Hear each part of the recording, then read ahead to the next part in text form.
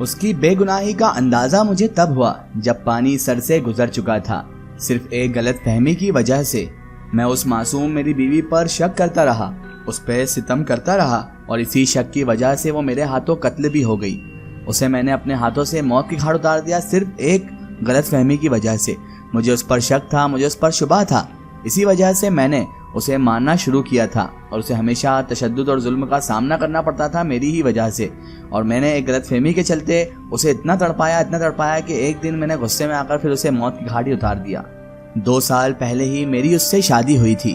वो एक वफाशौर और प्यार करने वाली बीवी साबित हुई थी।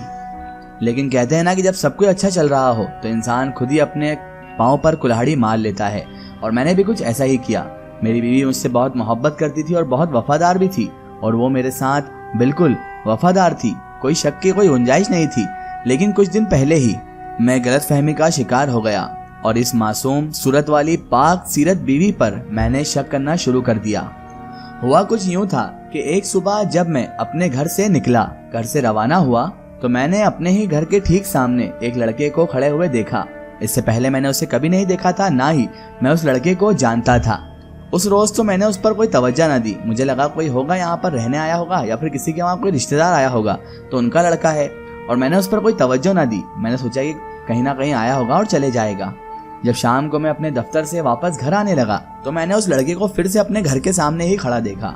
अब मुझे उस पर शक होने लगा, क्योंकि सुबह जब मैं काम के लिए गया था तब भी वो घर के सामने खड़ा था, और अब मैं शाम को इतने टाइम बाद जब काम से वापस घर आ रहा हूँ तब भी वो बंदा मेरे ही घर के ठीक सामने खड़ा हुआ है। लेकिन शाम को एक अजीब सी बात हुई। जैसे ही उस लड़के ने मुझे देखा कि मैं इधर से आ रहा हूँ और मुझे उसने जैसे ही नजरें मिलाई तो एकदम वो घबरा कर वहां से भागने लगा। मैंने उस वक्त भी इतना माइंड नहीं किया, इतना बुरा नहीं माना, ना ही मैंने कोई इस बात पर तवज्जो दी। लेकिन अब ये रोज का सिलसिला हो चुका था। रोज मैं उस लड़के को अपने घर के सामने देखता, आते हुए भी और जाते हुए भी। जब मैं सुबह काम पर जाता तो भी वो लड़का मेरे घर के सामने खड़ा रहता, और जब मैं शाम को काम से वापस आता तब भी वो लड़का वहीं पर खड़ा रहता। अब ये आए रोज की बात हो चुकी थी, हर रोज मुझे वो दिखाई देता था। अब मेरे साथ जब ये सब घटनाएं सलंग घट रही थी और रोज इत्तेफाकन वो मेरे घर के सामने खड़ा हुआ मुझे मिल रहा था, तो अब मेरे दिमाग में तरह तरह के वसवसे आने लगे थे। मुझे अब अपनी दिलो दिमाग में शक की गुंजाइश महसूस होने लगी थी। और फिर जब आपके अंदर कोई शक पैदा हो जाए तो शैतान आपका पूरा साथ देता है, और वो अब मेरा भी पूरा साथ दे रहा था। ना होती हुई बात भी उसने मेरे दिमाग में घुसेड़ दी कि हो सकता है कि मेरी बीवी के साथ इस लड़के का कोई चक्कर वक्कर तो नहीं हो गया, क्योंकि ये आए दिन मेरे घर के सामने खड़ा रहता है, सुबह शाम यहीं खड़ा रहता है। तो आखिर बात क्या है, आखिर ये क्यों यहाँ पर खड़ा रहता है और कैसे ये इतने जुर्रत के साथ यहाँ पर खड़ा है। बस एक बार मेरा इतना सोचना हुआ, शैतानी वसवसा मेरे दिमाग में आना हुआ कि अब उस शक ने मेरे दिमाग में ही डेरे डाल लिए, और मेरे दिमाग में वो शक घर कर गया। उसने इस तरह से मेरे दिमाग में घर किया कि फिर मैं शक की उलझन में उलझता ही चला गया, और गुत्थी सुलझने के बजाय उलझती ही चली गई। और मैंने अपनी बीवी को पूरी तरह से मुजरिम ही करार पा लिया। अपने ही दिल में मैं उससे सोचने लगा कि शायद इसका कोई चक्कर है, जब भी वो बंदा यहाँ पर आके खड़ा होता है। और अब मैं बहुत ज़रा चिड़चिड़ा भी रहने लगा था, क्योंकि आप ही जानिए कि अगर इंसान अपने दिलो दिमाग में ये बात बिठा ले कि उसकी बीवी का किसी और के साथ चक्कर है तो वो चिड़चिड़ा तो होगा ही। चिड़चिड़ा क्या, वो तो हत्यारा हो जाए। और मैं भी वही हो चुका था। पूरी तरह से चिड़चिड़ा स्वभाव मैंने अपना कर लिया था। किसी से अच्छे से बात ना करना, हर बात छोटी बात पर चिढ़ना। ऑफिस जहाँ पर मैं काम करता था वहाँ पर भी मैं किसी पर भी कभी भी चिढ़ जाया करता था, और घर में तो मेरा गुस्सा तेज में ही रहा करता था, कभी मैं नॉर्मल नहीं रहता था। जो बीवी मुझे इतना प्यार करती थी और जिसको मैं बहुत पसंद करता था, जो मेरे साथ बहुत वफादार थी, अब मुझे उस बीवी की एक बात भी अच्छी नहीं लग रही थी। उसकी कोई भी अच्छी आदत भी मुझे बुरी लग रही थी। वो मुझसे प्यार भरे लहजे में बात करने की कोशिश किया करती, मुझसे बार बार अच्छे से बात करती, लेकिन अब मेरे दिमाग में तो शक बैठ चुका था और मुझे उसका ये लहजा, उसका ये प्यार सब झूठा लगने लगा था। मैं उस पर यकीन ही नहीं करना चाहता था, और मैं उस पर बहुत ज़्यादा गुस्सा भी था कि इसका किसी और के साथ अफेयर चल रहा है, चक्कर चल रहा है। तो मुझे सिर्फ और सिर्फ उससे नफरत होने लगी थी, मोहब्बत की बजाय। मैं उसके अंदर छिपी हुई फरेबी और मक्कार औरत को देखना चाहता था। मैं चाहता था कि ये खुद मेरे सामने अपना भांडा फोड़े और अपने उस चक्कर के बारे में बताए कि इसका उस नौजवान लड़के के साथ चक्कर चल रहा है, और मैं इन्हें रंगे हाथों धर लूं ताकि मैं इन्हें मार कूट कर अपनी भड़ास निकाल सकूं।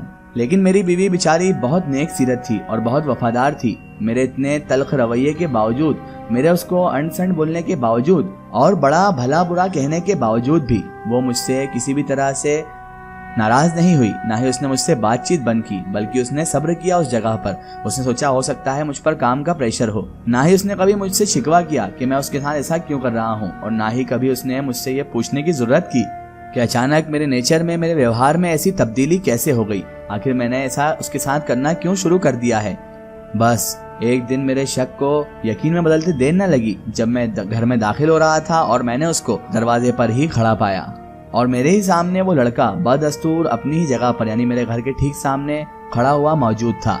बस उस वक्त तो मैं अपने गुस्से को जज्ब नहीं कर पाया और अपने बर्दाश्त की मादे को तोड़कर मैं अपनी बीवी पर बरस पड़ा और मैंने वहीं पर मेरी बीवी को सबसे पहले तो 2 थप्पड़ मारे और उसके बाद बाल पकड़ के घसीट कर सीधा अपनी बीवी को घर के अंदर ले आया। वो चिल्लाती रही, रहम की भीख मांगती रही, लेकिन मैंने उस पर रहम नहीं किया।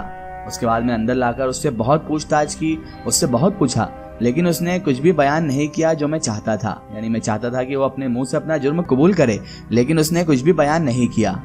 वो कहती रही कि मैं बेगुनाह हूँ, मैंने ऐसा कुछ भी नहीं किया, ये आपकी गलतफहमी में है, आपका शक है, ऐसा कुछ भी नहीं है।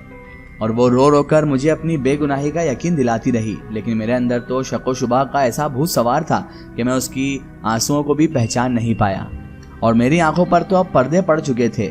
मुझे अब कुछ भी समझ में नहीं आ रहा था, सिर्फ मुझे एक ही धुन सवार हो चुकी थी कि इसका किसी के साथ चक्कर है और वो लड़का ही है जिसके साथ इसका चक्कर है। इसके बाद हुआ यूं कि मेरी बीवी मुझसे कतराने लगी और उसने मेरा ऐसा रूप देखा तो मुझसे अब दूर दूर रहने लगी, क्योंकि उसे मुझसे डर लगने लगा था और वो मोहब्बत जो मुझसे वो करती थी वो भी पारा पारा हो चुकी थी टूटकर, क्योंकि मैंने उस पर शक करके बहुत बड़ी गलती की थी और ये वो जानती थी कि वो बेगुनाह है। लेकिन मेरे सर पर शक का ऐसा भूत सवार था कि मैं उसकी बेगुनाही को कबूल करने को राजी ही नहीं था। अब वो मुझसे बहुत दूर दूर रहने लगी थी। जब मैं कमरे में रहता तो वो डर के मारे बाहर चले जाती और जब मैं बाहर जाता तो वो डर के मारे कमरे में चले आती थी और मुझे देखकर वो किसी न किसी काम में लग जाती या फिर कमरे में अकेले बैठी रहती थी। मैंने एक बार बिठाकर उससे प्यार से पूछा कि अगर वो उस लड़के से प्यार करती है तो मैं तुम दोनों की राह में रुकावट नहीं बनूंगा, मैं खुद ब खुद तुम दोनों की मोहब्बत में से हट जाऊंगा। मुझे कोई शौक नहीं है कबाब में हड्डी बनने को, मैं खुद तुम्हें छोड़ दूंगा। मगर फिर भी मेरी बेचारी बीवी ने मुझे कुछ ना बताया, और बताती भी क्या, कुछ था ही नहीं तो कहां से बताती बेचारी। उसने तो खुद को इन बातों से अनजान जाहिर किया, जो मेरा गुस्सा और बढ़ाती चली गई। अब रोजमर्रा की जिंदगी तो गुजारनी ही थी। जैसे ही मैं उस लड़के को अपने घर के बाहर खड़ा देखता तो मेरा अचानक खून खौलने लगता कि ये मजनू की औलाद कितने आराम से यहाँ पर खड़ा है मेरा घर उजाड़ कर।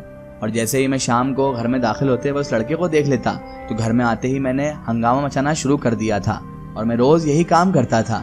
अब तो मैंने अपनी बीवी को रोज मारना भी शुरू कर दिया था। आए दिन उसमें मैं बहुत ज्यादा तशद्दुद करता था और उसे मारता पीटता भी था। वो चुपचाप मेरा जुल्म सहती रही और बदस्तूर मुझे अपनी बेगुनाही का सबूत और यकीन दिलाती रही, मगर मेरी आंखों पर तो पूरी तरह पर्दे पड़ चुके थे। इसका एक स्टोरी हम देखेंगे इसके अगले पार्ट में। दोस्तों, अगर आप भी अपनी जिंदगी की कोई सच्ची कहानी या सच्ची घटना हमारे चैनल से शेयर करवाना चाहते हैं और आप चाहते हैं कि आपकी स्टोरी भी माय स्टोरी बुक चैनल से शेयर हो, तो आप हमें हमारे फेसबुक पेज पर कांटेक्ट कर सकते हैं और अपनी स्टोरी वहां पर हमें बता सकते हैं।